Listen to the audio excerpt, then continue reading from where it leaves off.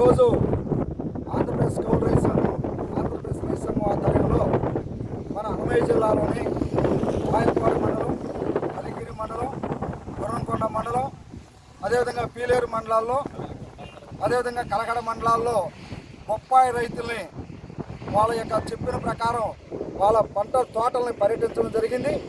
నాసిన రకం నారుని పంపిణీ చేయటం వల్ల రైతుల అమాయకత్వాన్ని ఆసరా చేసుకొని నర్సరీ యాజమానులు రైతాంగాన్ని మోసం చేశారు. దానివల్ల బొప్పాయి పంటలు తీవ్రంగా నష్టం జరిగింది. అంటే ఒక్కొక్క మొక్క నారు 12 రూపాయల చొప్పున కొనుగోలు తీసుకొచ్చారు. ఈ ప్రాంతంలో 200 ఎకరాల పైగా మనకు అందిన సమాచారం ప్రకారం బొప్పాయి సాగు చేశారు. ఎకరానికి 1,50,000 నుంచి 2 లక్షల రూపాయలు పెట్టుబడి పెట్టారు. వీళ్ళంతా కూడా 99% కౌలు రైతులే. ఎకరానికి 35 నుంచి 40,000 రూపాయల వరకు కౌలు చెల్లించి బొప్పాయి సాగు చేశారు. వీళ్ళు కూడా చిన్న సన్నకారు రైతులే. 2 ఎకరాలు, 3 ఎకరాలు, 5 ఎకరాల లోపు రైతులే ఎక్కువగా బొప్పాయి సాగు చేశారు. ఈ ప్రాంతంలో బొప్పాయి సాగు విస్తరణ, రైతుల యొక్క ఉపాధి, జీవనోపాధి కోసం ఎక్కువ మంది రైతులు ఆకర్షితులవుతున్నటువంటి నేపథ్యంలో వీళ్ళ అమాయకత్వాన్ని ఆసరా చేసుకొని నర్సరీ యాజమాన్యం, ముఖ్యంగా మదనపల్లిలో ఉన్నటువంటి శేఖర్ రెడ్డి నర్సరీ, అదేవిధంగా కలిగిరిలో ఉన్నటువంటి ఎల్లారెడ్డి నర్సరీ, అదేవిధంగా Rajareddy nursery, Rajanna nursery, Venkatalakshmi nursery అనే రకాల ఈ ప్రాంతంలో నర్సరీలు పెట్టి మరి మంచి నారు, నాణ్యతమైన నారు ఇవ్వకుండా నాసినాక నారు ఇవ్వటం వల్ల ఈరోజు ఎకరానికి దాదాపు 4-5 టన్నులు బొప్పాయి దిగుబడి రావాలి. కానీ దాదాపు 4-5 కేజీలు కూడా రానటువంటి పరిస్థితి కనిపిస్తూ ఉంది. ఈరోజు రైతుల చేతుల్లో ఉన్నటువంటి కాయలు చూస్తే మరి చెట్టుకి 100 కాయలు రావాలి, కానీ 3-4 కాయలు మాత్రమే వస్తున్నాయి. వచ్చిన కాయలు కూడా అది మరి కుక్కమూత పిండిలాగే కనిపిస్తున్నాయి తప్ప అది అమ్మటానికి, తినటానికి కూడా పనికిరానటువంటి స్థితి ఈరోజు కనిపిస్తూ ఉంది. ఈ విధంగా 100 మంది రైతులు తీవ్రంగా నష్టపోయారు. ఉద్యానవన శాఖ అధికారులు కానీ, వ్యవసాయ అధికారులు కానీ ఈ నష్టపోయిన పంటల్ని పర్యటించడం కానీ, పరిశీలించడం కానీ, రైతుల్ని పరామర్శించడం కానీ ఎక్కడా జరగలేదు.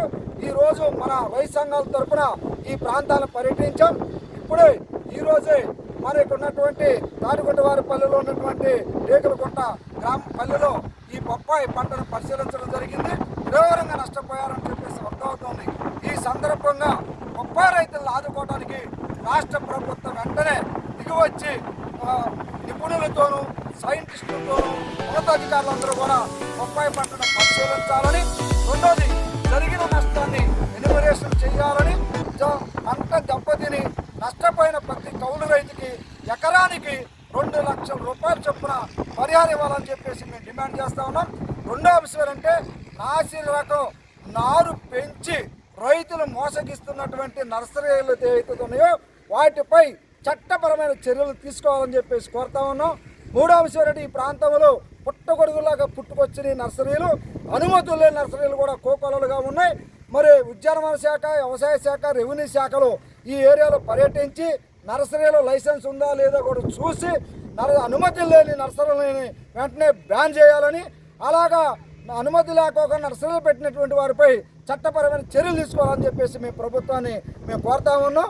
అంతేకాకుండా ఇక్కడ నష్టపోయినటువంటి రైతులు ఎవరైతే ఉన్నారో వాళ్ళకి గతంలో ఉద్యానవన శాఖ నుండి నష్టపరిహారం ఇచ్చేవాళ్ళు, అదేవిధంగా పంట వేసినందుకు కొంత ప్రోత్సాహం కూడా ఇచ్చేవాళ్ళు. కానీ ఇప్పుడు అవి ఏమీ లేవు.